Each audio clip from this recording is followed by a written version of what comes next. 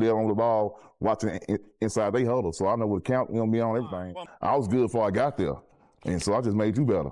Most people think buying an NFL team means writing a personal check for $6 billion.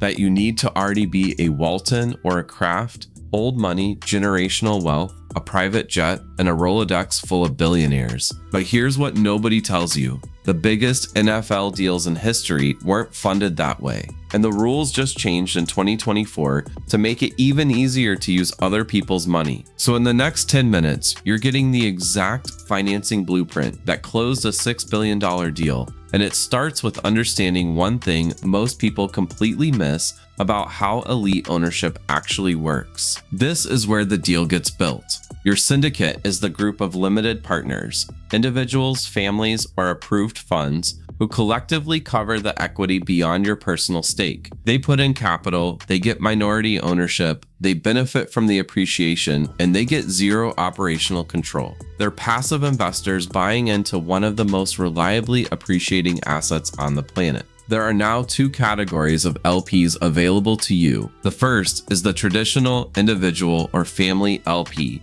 Think celebrities, executives, and generational wealth. The second, brand new since 2024, is the approved PE fund category. Arctos Partners, Ares Management, Sixth Street, and Redbird Capital are all greenlit by the NFL to take minority stakes up to 10% per fund, with no voting rights attached. Look at how this played out in practice. When Rob Walton bought the Denver Broncos in 2022 for $4.65 billion piecing, he anchored the deal personally, but limited partners including Melody Hobson, Condoleezza Rice, and Lewis Hamilton filled the LP slots, covering an estimated 30 to 40% of equity beyond Walton's direct stake. The headline said Walton bought the Broncos. The capital stack tells a more interesting story. Then in 2024, Stephen Ross sold 10% of the Miami Dolphins to Ares Management for over $500 million. No control lost, pure liquidity injection. That was one of the first live tests of PE inside NFL ownership, and it worked. In 2025, the Kraft family sold 8% of the Patriots across Sixth Street, and individual buyer Dean Metropolis at a $9 billion valuation, $720 million in cash, without giving up a single vote. Now here's the tension you need to understand before building your own syndicate. The NFL caps any single PE fund at 10% and prohibits voting rights. So you can't just find one big fund and let them carry the equity load. Your syndicate has to be wide, not deep, multiple partners, carefully structured, all vetted by the NFL Finance Committee before a dollar moves. So you understand the stack. You've built your syndicate. Now here's where the math actually gets interesting, because the debt layer is what makes billion-dollar deals possible for people who aren't sitting on $6 billion in liquid cash. Let's run the numbers on a hypothetical $7 billion acquisition under today's rules. You've got $1.4 billion in acquisition debt available right away. Your LP syndicate, a mix of individual partners and approved PE funds, covers 56% of the remaining purchase price, roughly $3,092 billion.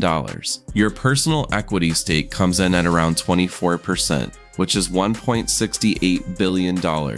That sounds like a lot. But here's what actually happens to that number when you factor in how the deal gets structured. Lead owners don't typically write one check for their entire stake. They use debt against their existing assets. They bring in co-investment vehicles, and this is the part most people miss, they use LP commitments as collateral. Josh Harris didn't need $1.8 billion sitting in a checking account. He needed enough creditworthiness to convince lenders that the syndicate behind him made him whole. The LP's commitments became the collateral. Their guarantees became his liquidity. That's the recycled capital concept, and it's why the $0 framing in this video's title is closer to reality than you'd think. Now here's why banks are completely comfortable lending against NFL franchises at this scale. Every NFL team receives an equal share of the league's media rights pool. That's $12 billion a year distributed equally across 32 teams, roughly $375 million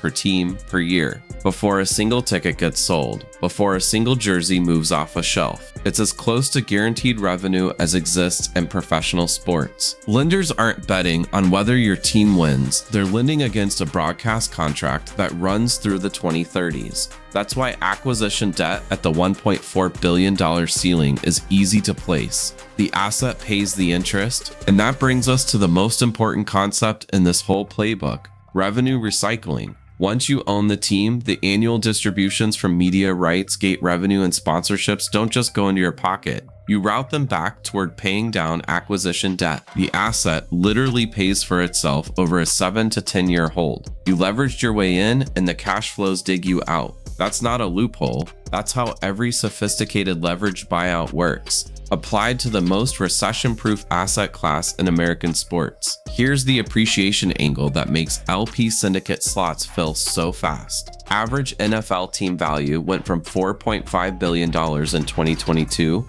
to $7.1 billion in 2026. A 58% increase in 4 years. Sports Corp president Mark Gannis has projected valuations could hit $15 to $20 billion within 7 years, driven by scarcity and the next media rights renegotiation cycle. So your LPs aren't just buying prestige, they're buying into a compounding asset with a historically near zero chance of value decline. That's why Magic Johnson, Eric Schmidt, and Lewis Hamilton said yes. The real genius of this structure isn't avoiding personal capital entirely. Nobody does that completely. It's engineering the deal so the team's own cash flows retire the debt. Your LPs absorb the bulk of the equity load, and your personal stake appreciates at the same rate as the whole asset. You come in leveraged. You hold while the revenue clears the debt. You exit or pass it down at a valuation that makes the original price look small. You're probably not buying a team tomorrow,